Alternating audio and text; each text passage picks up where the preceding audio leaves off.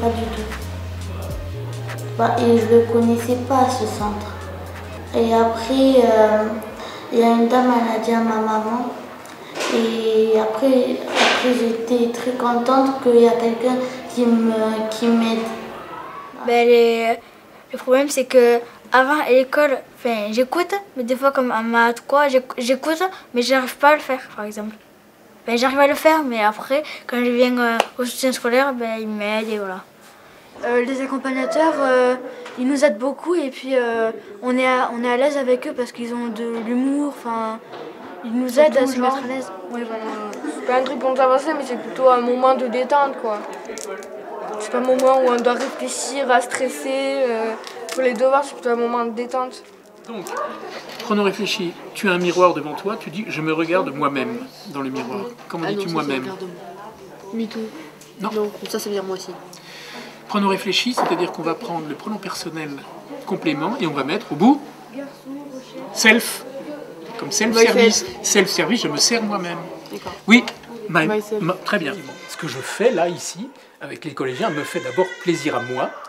Ils le voient très bien, les collégiens le sentent très très bien, et je veux leur montrer qu'on peut travailler, c'est-à-dire réaliser quelque chose, arriver à un résultat dans le plaisir. Parfois, le soutien scolaire, il peut prendre tout simplement toute autre direction, comme une sorte de discussion entre 5 et 10 minutes avec l'élève pour savoir s'il y a un malaise plus profond que le fait de ne pas comprendre. Donc ça aussi, c'est dans le cadre du soutien scolaire, c'est pas que aider l'élève à résoudre ces exercices, mais aussi pour l'amener à ne pas se crisper tout le temps dès qu'il est face à une difficulté. Voir qu'un jour ils arrivent, ils ne savent pas faire les divisions, même les plus simples, et puis à force de tenailler, la division elle arrive. C'est tous ces petits progrès-là qui nous donnent satisfaction. Et quand vous avez fini, mais non, tu m'écoutes un peu.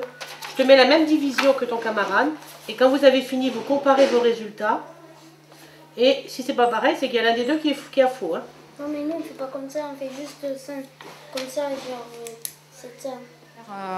Quand je suis venue, il était très réservé, il n'avait pas très envie d'avancer dans ses devoirs, tout ça. Et depuis qu'il vient ici, c'est vrai qu'on a l'impression qu'il arrive mieux à se mettre à ses devoirs, à être même sur ses bulletins. Tout le monde a dit qu'il arrive à communiquer, à s'exprimer, ça va de mieux en mieux. C'est mieux parce que ici, il prend les élèves, chacun sur la table, apprendre les enfants doucement. C'est bien avec Dolphine, j'ai confiance en Dolphine, ça fait 3-4 années que je suis elle, j'ai confiance en elle bien. Je pense que ça va être un plus, dans la mesure où là il est suivi, donc on décèle ces problèmes-là à lui et qui lui sont propres.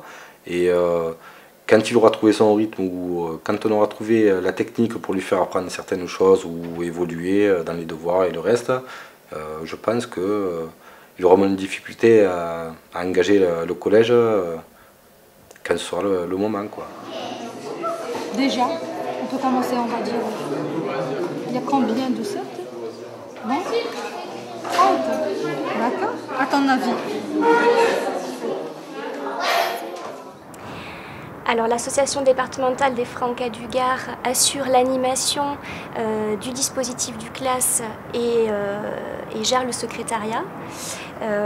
Il assure également le réseau, la mise en réseau des accompagnateurs. Le socle commun de connaissances et de compétences est un vrai outil, un levier dans la complémentarité éducative, que ce soit dans la relation aux enseignants, mais que ce soit aussi dans la relation aux familles.